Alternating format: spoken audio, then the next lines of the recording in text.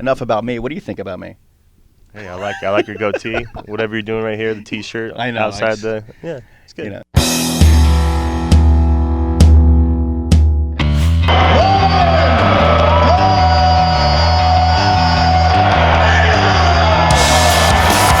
Welcome to MMA Noise. I'm Mike Strack along with Ryan Bader. How are you, man? I'm good. What about you? I'm great. Thanks for asking. Nobody ever asks me how I'm doing.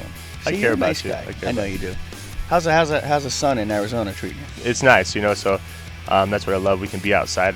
I bike and everything for training, and so I can go in the winter and January and go out and get training in outside and all that. So Anthony Johnson he's a tough guy to fight. Mm-hmm. Obviously you fought every tough guy there is. But what's your assessment of Anthony? Yeah, he's tough. He comes out and he goes a million miles an hour. He has a one-track mind to come out there and hit you as hard as he can with everything he's got, in the first couple rounds and try to get you out of there. My assessment on that is he doesn't want to go 3 or 5 rounds.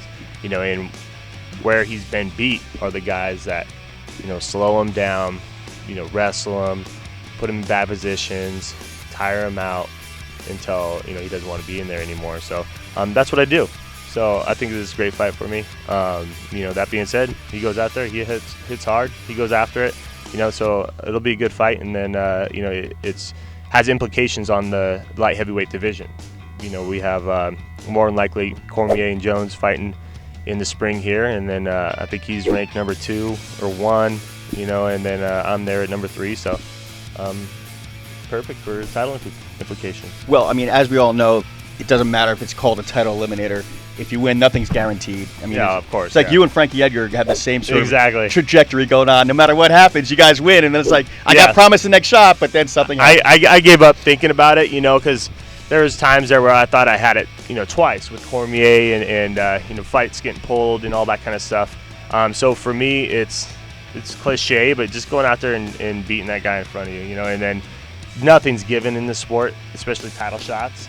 And so all you can do is control the here and the now, and that's going out and beating that guy in front of you. There's too many variables.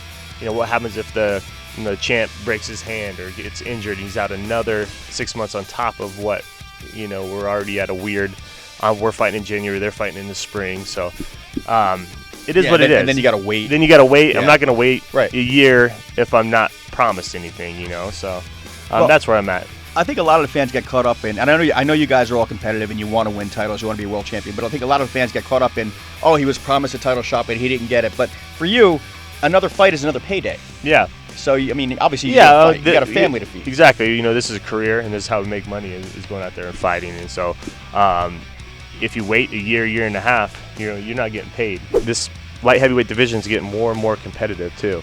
And so it's going to be interesting to see how that plays out, who gets the next shot, and shot after that, And do you feel old? Sometimes I do. Sometimes I feel new in the sport. Right. But then I look back sometimes, I'm like, wow, I've had 18 fights in the UFC. And a couple times when I was out in Australia, fighting on a Fox Sports 1 card, some of the different fighters would come up and be like, I've watched you for a while. Right. I'm like, hold on, I feel like I'm the new guy here. Well, that day you felt young because you beat up poor Anthony Perosh. That that's true. 15-minute beating, man. I was like, is this guy gonna go down and stay down? I broke my head in the first round of that fight, and so I just had to use elbows. And there's a point. That's the only time in a fight where I was looking down on him, and his face was purple. And he was spitting blood up at me, and I was like, come on, somebody stop throw this towel or the ref, something. Just tap the mat. Yeah. Do something. Because I was hitting him one side. I'm like, all right, I'm going to finish him. And then he turned his head, and I couldn't hit with my right hand. So I'm like, come on, prolonging the beatdown. Anyway, Ryan, always great to talk to you. Pleasure, buddy. Be good. Good luck. Yes, sir. Thank you. This is Ryan Bader. You're watching MMA Noise on Louder Noise.